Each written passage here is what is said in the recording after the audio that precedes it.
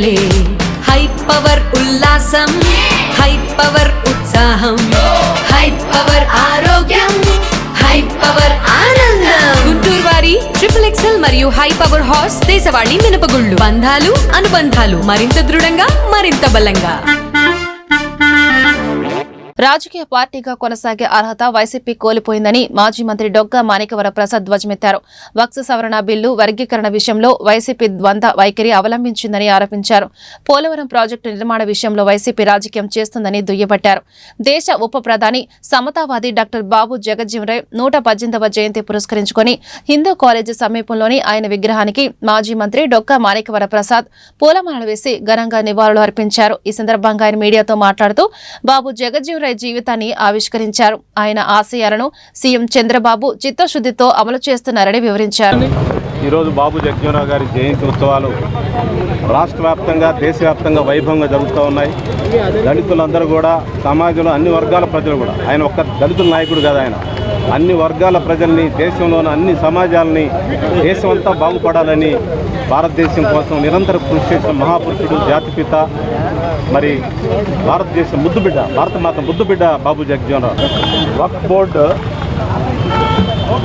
చట్టంలో కొన్ని మార్పులు తేవడానికి కేంద్ర ప్రభుత్వం ప్రయత్నం చేస్తూ ఉంది. ఆ మార్పులు ముస్లిం కమ్యూనిటీ యొక్క ఆలోచనలు కూడా స్వీకరించాల్సిన అవసరం ఉంది. ముస్లిం కమ్యూనిటీ ఆందోళన చెందుతూ ఉంది.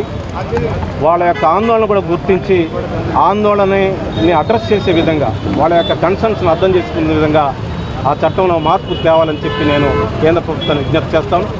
అదేవిధంగా తెలుగుదేశం పార్టీ కొన్ని సవరణలు ప్రతిపాదించింది. ఆ సవరణలు ఆమోదించింది చాలా వరకు. ఇప్పటికి కూడా ఆయన ప్రభుత్వాన్ని విజ్ఞప్తి చేస్తూ ఉందంటే ఇంకా రాష్ట్రపతి ఆమోదం వచ్చిన తర్వాత రూల్స్లో మార్చుకోవచ్చు. ముస్లిం కమ్యూనిటీ పెద్దలను పిలిపించుకొని కేంద్ర ప్రభుత్వం వాళ్ళ యొక్క ఆలోచనలు కూడా స్వీకరించి అవి ప్రజాసమ్మతం అయితే న్యాయసమ్మతం అయితే వారి ఆలోచనలు కూడా స్వీకరించి ఆ చట్టాన్ని మరింత పదునైన చట్టంగా తీసుకొచ్చి ముస్లిం కమ్యూనిటీని ఆదుకోవాలని చెప్పి నేను విజ్ఞప్తి చేస్తాను. వైసీపీ పార్టీ ద్వంద్వ విధానం, దీంట్లో కూడా ద్వంద్వ విధానం. పోలవరం ఎత్తు ఏదైతే ఎత్తుందో ఆ ఎత్తు ప్రకారం జరిగితేనే గ్రావిటీ మీద వాటర్ వచ్చింది. ఆ గ్రావిటీ మీద వాటర్ రాకుండా ఎత్తిపోతల ద్వారా వాటర్ వస్తే అంత వాటర్ని లిఫ్ట్ చేయడం చాలా ఖరీదవుతుంది. కాబట్టి ఆ ప్రాజెక్ట్ ఒరిజినల్ డిజైన్ ప్రకారం జరిగితేనే ఆంధ్ర రాష్ట్రానికి ఉపయోగం జరుగుతుంది, ఆంధ్రులకు అన్నపూర్ణ అవుతుంది. లేకపోతే ఆ ప్రాజెక్ట్ హైట్ తగ్గిస్తే చాలా ఇబ్బందులు అవుతాయి. వాటర్ గ్రావిటీ మీద వాటర్ రాదు. బహుశా నేను అనుకోవడం ఇంతవరకు అలాంటి ఆలోచన నేను ఎక్కడ చదవలేదు. గత ప్రభుత్వంలో అంబటి రాంబాబు గారు వైసీపీ ప్రభుత్వం ఏ ప్రతిపాదనలు అయితే కేంద్రానికి పంపించిందో ఆ ప్రతిపాదనలకే ఇప్పుడు ఆమోదాలు వచ్చాయి. కొత్త ప్రతిపాదనలు ఏది కూడా ఈ ప్రభుత్వం పంపించినట్టుగా నేను చూడలేదు. ఈ ప్రభుత్వం ఒప్పించినట్టుగా ఎక్కడ నేను చదవలేదు. కాబట్టి గతంలో ఏం జరిగిందో అదే జరుగుతూ ఉంది. ఇంకా ఆర్ఆర్ ప్యాకేజీ ఇంకా ఎక్కువగా రావాల్సిన అవసరం ఉంది.